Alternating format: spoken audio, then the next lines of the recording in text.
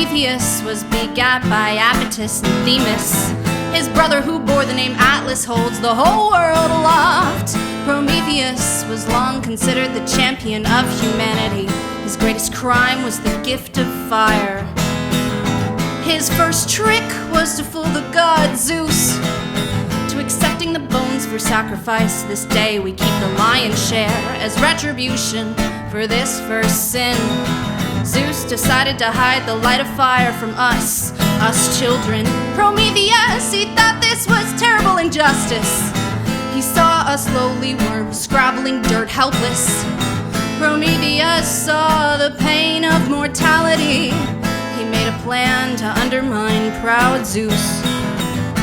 Oh, cunning Prometheus, thief of fire, bringer of light and the father of invention.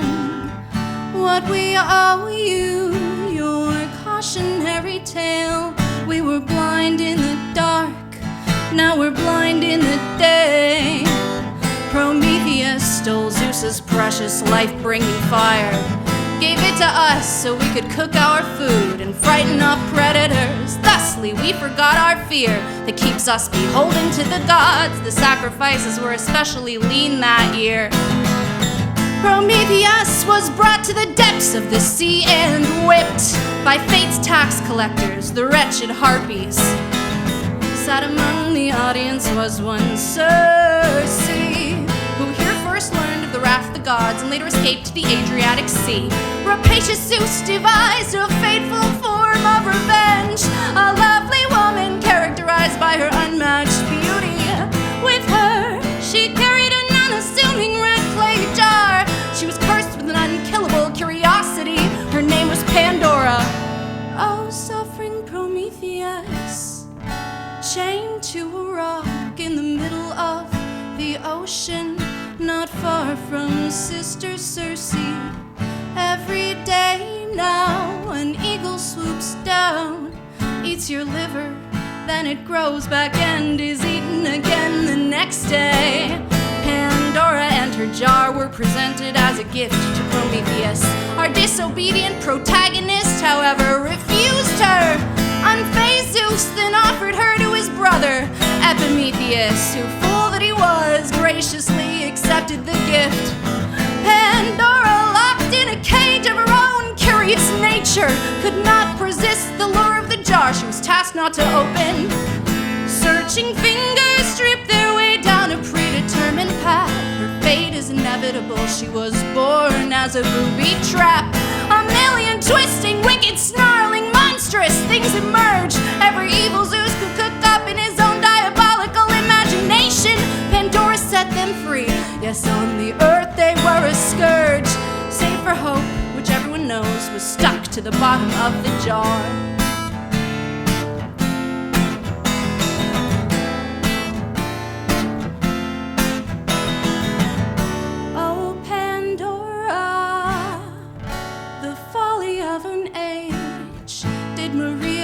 Have you in mind when she ordered erected a statue of Prometheus in the center of her little town?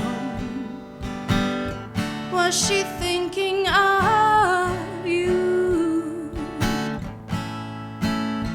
when it all came toppling down? We are back with Fifi Knifefight. What a great performance. Thank you for being with us today. Thanks for having me. Phenomenal. Yeah, that was cool. Happy to be here. Insane. Well, we both, me and Max, are such big fans of yours. We've met over the past year here in the local Austin music scene. It's been so great to get to know you, to be around your music, to be, at this point, singing along with your songs because they're so catchy. Yeah, I was telling you, I did a host open mic, and someone covered your song. That's it was insane. really cool. I think that's really crazy. Yeah, It's been super awesome meeting people and like being in a city where other people give a shit about music is like a pretty new experience for me. So absolutely, it's a super supportive city here in Austin. I think as we've all found, and you know, the community we're building here at Red Light with people we've met organically and putting some shine on people who maybe aren't getting it is what we're all about. And we're so glad that you're a part of it. As we get started, just learn about you. Why don't you tell us a little bit about where you're from and how'd you get started in this whole music thing? What spurred on this creative journey for you? Tell us a little bit about it. Okay. Yeah, I'm from a town in Massachusetts called Townsend. There's a population of 9,000, I want to say. No industry, like a couple restaurants. And I competitively rode horses for like 7 years. And that was like the thing that I did with my life for a long time until I thought for a while I wanted to be an actor. So I took voice lessons. I was taking like audition classes, like preparing to audition for musical theater colleges and all that stuff. I ended up going to Brandeis and majoring in theater and graduating in 2020 when all of the theaters were closed. So I sort of had to think like, all right, what can I do that is artistic and like a little bit cathartic that I can do by myself in my bedroom. And I had written a few songs while in college just for fun. I like composed some of Shakespeare's songs for Twelfth Night, a production of Twelfth Night that I was in. And then my friend hit me up and was like, will you write a concept album for me about the fall of Chernobyl from the perspective of this woman, Maria Pritsenko, who's the chief architect of the city of Pripyat, which is where all the workers lived who worked at Chernobyl. And that was like the first really serious like songwriting thing that I did. And I just totally fell in love with it. It was an amazing experience. Was that during that show? Because the show came out recently, no, on HBO. I think it was right during it. I know he was inspired by Midnight in Chernobyl, which is the book that was based on. That's amazing. No, I think it's so cool to hear about your history because listening to your songs, I think especially the one you started with, Prometheus, they are so theatrical in nature. Yes. And, there's so much classic myth, so much classic philosophy, really. I hear the Aristotle coming through in your songs and these different things, or the cave. And yes. I'm glad that you got that. Yeah. You put it all in there in such an eloquent way that like really, I think highlights you as a live performer. And it really comes across your theatrical background because you are such a powerful live performer and you command a room in a way of like, fuck you motherfuckers. I'm here and I'm the top. And that might be a song lyric or close to it. It's and close, I love it. But you just do such a good job of just showing your true self. And I think that's such a special thing about what you do and something that so many people are afraid to do. And you just absolutely do it 100% every time I've seen you play. Thank you. It's fantastic. Yeah. As we're going into this interview, we just learned a little bit about where you're from and the background. What's going on right now for you? How's it been?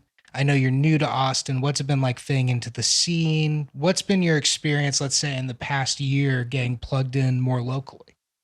Yeah, so I moved here last April, so it's almost been a full year that I've been in Austin. And moving here, I just like threw myself into the open mic scene like immediately.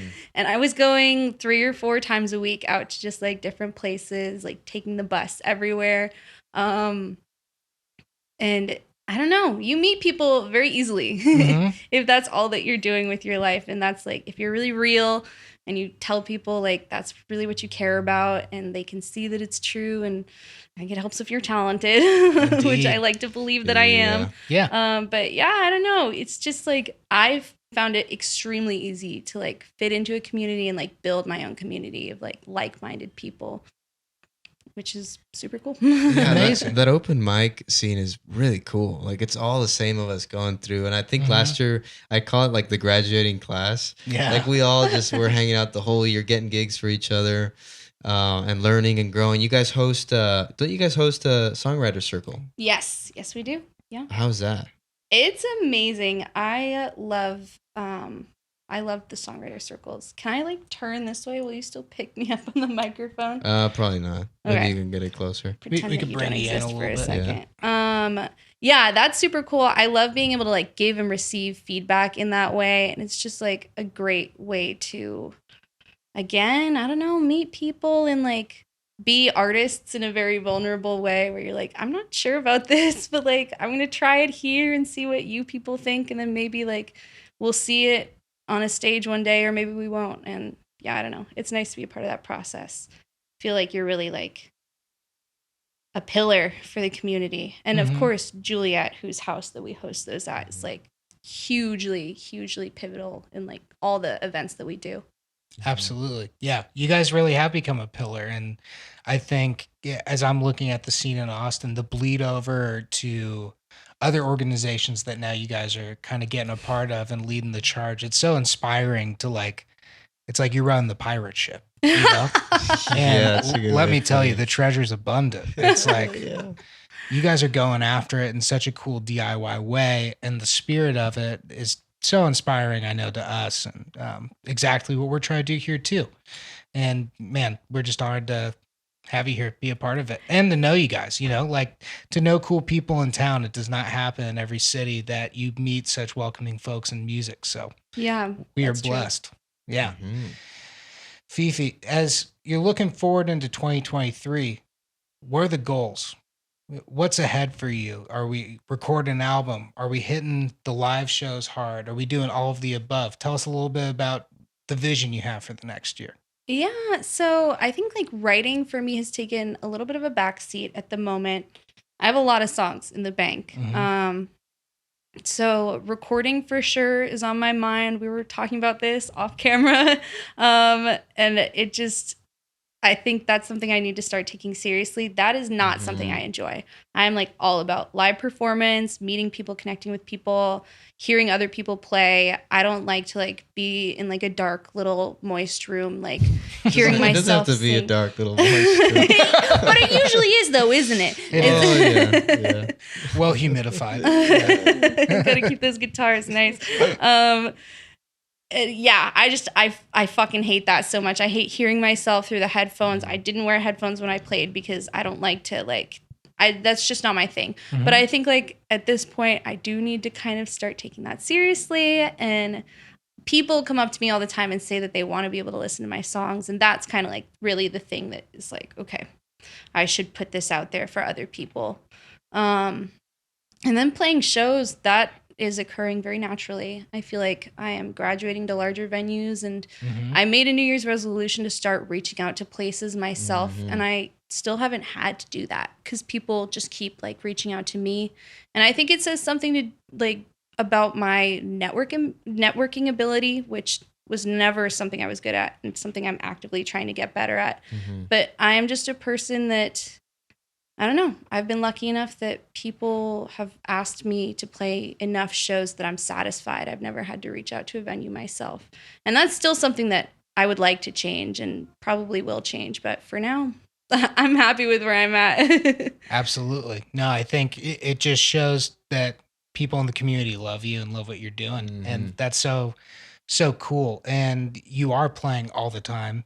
For those who don't follow, go follow. She is playing all the time in Austin and killing it. And we were talking a little bit, you're also going to a lot of music, which I think is just the coolest, like being in a scene, but also like going to be entertained is such an important thing. Last question for you, a fun one to end. Okay. Best place to party on Red River on Friday night? Oh, where is it? That is a great question. This is not going to be a popular answer. My favorite place to go is Valhalla. Yeah. I was talking to someone recently and they said like Valhalla's not that cool. It has like green walls and there's I thought that was a pizza place. An Italian restaurant on the second floor called Marinara Miracles. But I fucking love it there. There's 2 pinball tables. There's a pool table. It's just divey as shit. It reminds me of Boston, which is probably why I love it. The bar is like a circle. You can approach it from 2 sides. I think it's very unique and weird, and I hope it never fucking changes. And all the other places are great too. Like Red River in general is like the best, but Valhalla is my favorite. I love it. That's a great answer. And to all the other places on Red River, we love you too. We do. Don't hate me. Absolutely. Well, we just had such a good time getting to see you make music today. Thank you for taking the time to talk with us and be a part of the show. Folks, Fifi Knifefight, check her out. Go follow, go listen. Keep posted for things to come. We love you.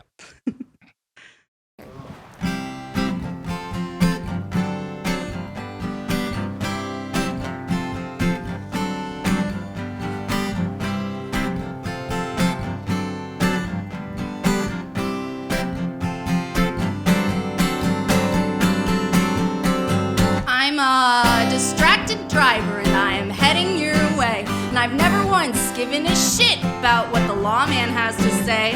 I'm taking swigs from an unmarked bottle and I'm swerving between lanes. And I take great comfort in this fact I know.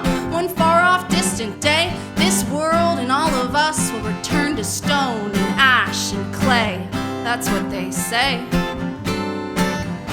Of course, it could be worse, but it could be fucking better too. And I could fill a Bible with the shit I'd like to say to you. But I hold my tongue, try to feel good about being the bigger person. And then, when I'm on the highway, I never let any motherfucker merge in. That's how I get my kicks. Keep my emotions repressed. Let it out on the road. That's how we roll in Massachusetts.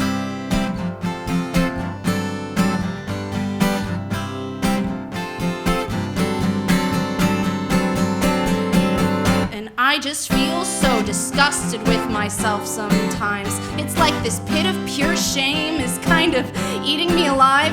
And the moments of euphoria are getting few and far between, but increasing in intensity, the likes of which I've never seen. And I do grow so disgusted with myself sometimes. I reach a pinnacle of pain and then surpass it every night. And the feelings of euphoria are few and far between, but increasing in intensity, the likes of which were never seen.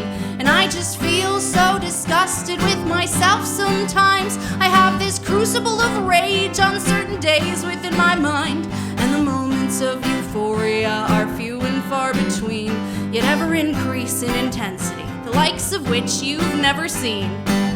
Know what I mean? And turn off your goddamn high beams. I can't fucking see.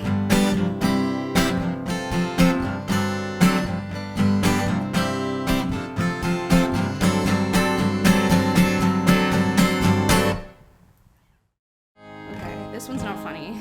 It might be funny. Maybe it's funny to you. I don't know.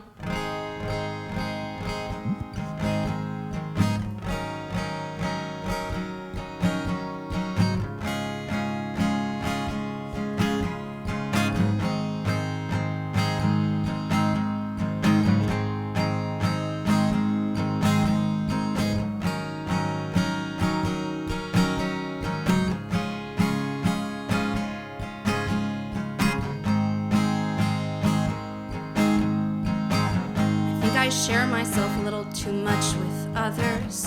Think I bear myself a little too much to others. Think I care too much about what other people think of me. Keep myself up at night with the way my mind races. Not even really there, just going through all the paces. Do my best to avoid the places that make me think of you. And the heat of the summer is overdue.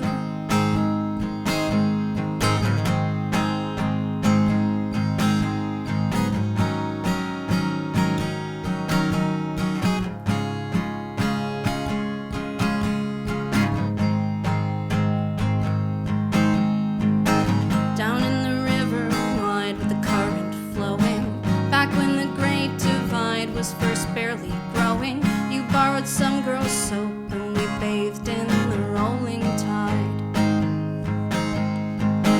And we became like trees in a cherry orchard, and we forgot our greed and forgave our torture. It was enough for me, just a forgery of true love. But I knew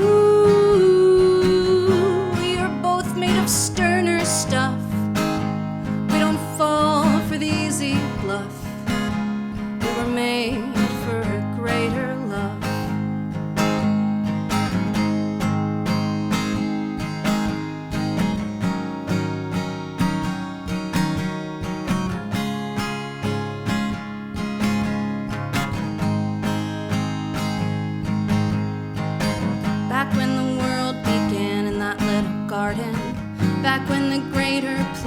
first took shape and hardened, we were a lump of clay baking happily in the sun. Now we are separate souls in the land of sulfur, just trying to feel whole in the land of sulfur. And when the pillars go, you will find our necks craning up, face to face,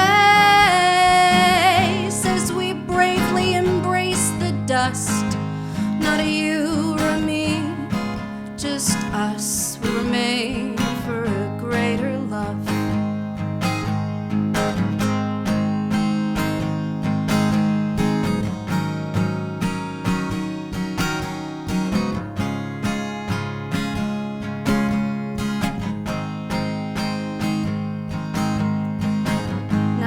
Wisdom's fruit fallows in the vineyard.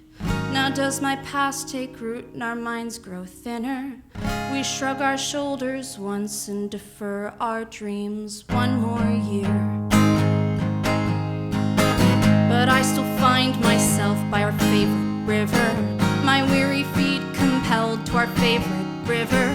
And when they drag me to hell, I'll remember her summer song. I may pine, but the longing is not enough. We're too smart for a peaceful God.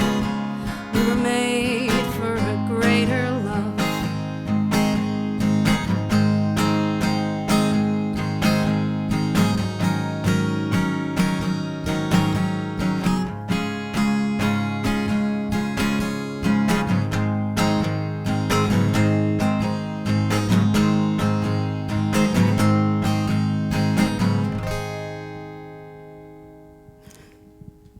Beautiful.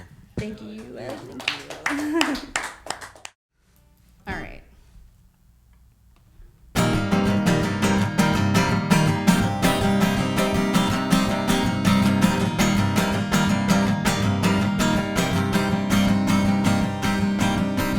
Right inside a maze, I'm like a rat inside a cage. I'm like a moth around a flame. I'm like a moth around a flame. I do not know how to behave. I do not know how to behave. I'm like a rat inside a cage. I'm like a rat inside a maze.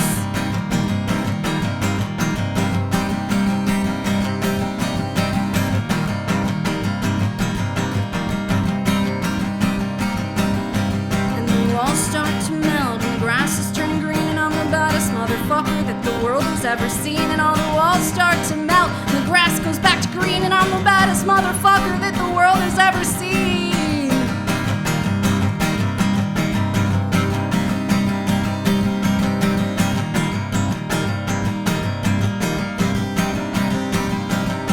But it's all meaningless without you, baby.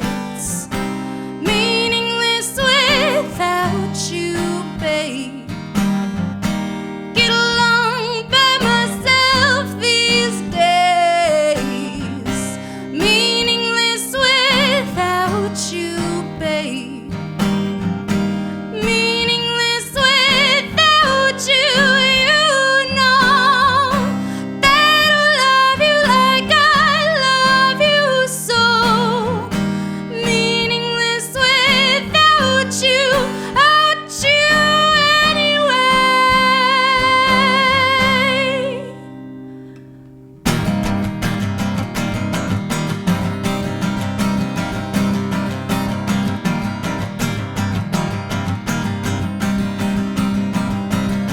And the walls start to melt and grass goes back to green, and I'm the baddest motherfucker that the world has ever seen. And all the walls start to melt and the grass is turning green, and I'm the baddest motherfucker that the world has ever seen.